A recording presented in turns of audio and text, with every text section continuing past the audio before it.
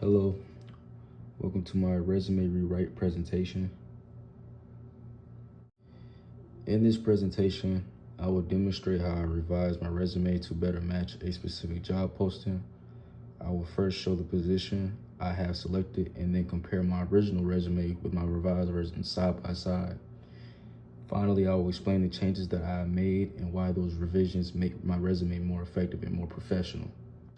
Now, for the job posting, the position I chose is IT support specialist with TJFACT LLC, totally joined for achieving collaborative techniques, a government contracting company that provides professional services and technology solutions to the U.S. government agencies. I chose this position because it closely aligns with my previous interests and skill set in information technology and cybersecurity. The role focuses on technical support, managing Microsoft 365 services, troubleshooting hardware, software issues, administrating users' accounts, and supporting cloud-based systems.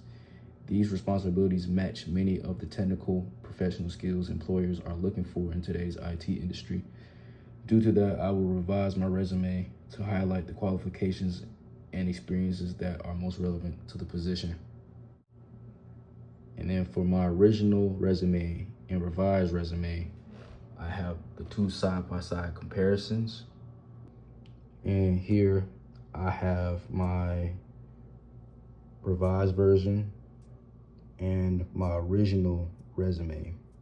As you can see, there are some changes that were made to the revised version compared to the original version.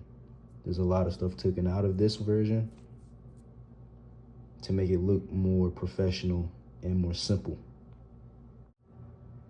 And the highlighted changes that I've done is remove the phone number, location, summary title. I shortened the summary and made it to where it matches the instructor requirements and tailored it to the job position. Skills, I removed effective communication, added Microsoft 365 fundamentals, hardware, software support, and technical documentation. And then for experience, I remove responsible for moving cars. This is for my Honda Valet job experience. Remove responsible for moving cars from the garage to the parking lot for service, cleaning the interior and exterior of customer cars, providing customer service, facilitated customer transportation by providing shuttle service to maintaining accuracy and attention to detail, delivered professional customer service by communicating vehicle status and addressing customer questions, coordinated transportation services, customers while ensuring timely pickups and drop-off, remove locations for Cumming, Georgia, Sugar Hill, Georgia, and Lawrenceville, Georgia, remove the year, dates that show age, and then for education, remove dates that show age, fix the grammar for cybersecurity, and then for the formatting changes, increase white space for readability, and made the resume more ATS friendly. And then for the Mbongi items, I use media literacy by evaluating the job postings and looking at the technical skill qualification, keywords that employers use. This helped me revise my resume to better communicate my qualifications. I use attention economy by shortening my resume summary, improving formatting, organizing sections. Recruiters usually spend only a little bit of time reviewing a resume, so I made it simple to scan quickly. And then I utilized the Dunning-Kruger effect by representing my skill and experience and not letting my ego get the best of me, having me put too many skills on there since jobs only want more important skills and not too much to read. And then I use intersectionality by removing personal information that could introduce unconscious bias, such as my location, graduation date. This keeps the focus on my qualifications rather than characteristics. I used us versus them thinking by writing in a way that emphasizes collaboration, teamwork, and supporting users.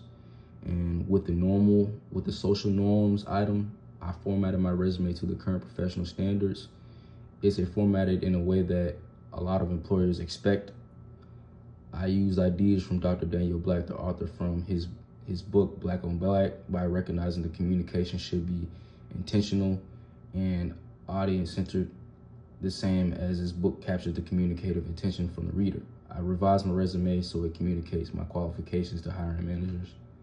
And then I considered using confirmation bias by removing personal information that could influence any employee's first impression. I used communication model from my Mbongi by viewing my resume as a message sent to a hiring manager. I fixed the wording and formatting so the message is communicated more clearly, reducing distractions and making it easier for the employer to understand my qualifications. And then here on this slide, I have references to all the items that I put down for my Mbongi. And then here are the sources that I use. And this is my slide for why these sources are credible. For Kimberly Crenshaw's article, it is credible because it is the scholarly work that introduced the concept of intersectionality and was published in a law journal, which is in our Mbongis. Dunning-Kruger, 1999, is a peer-reviewed psychology journal article that established the Dunning-Kruger effect and widely cited in research.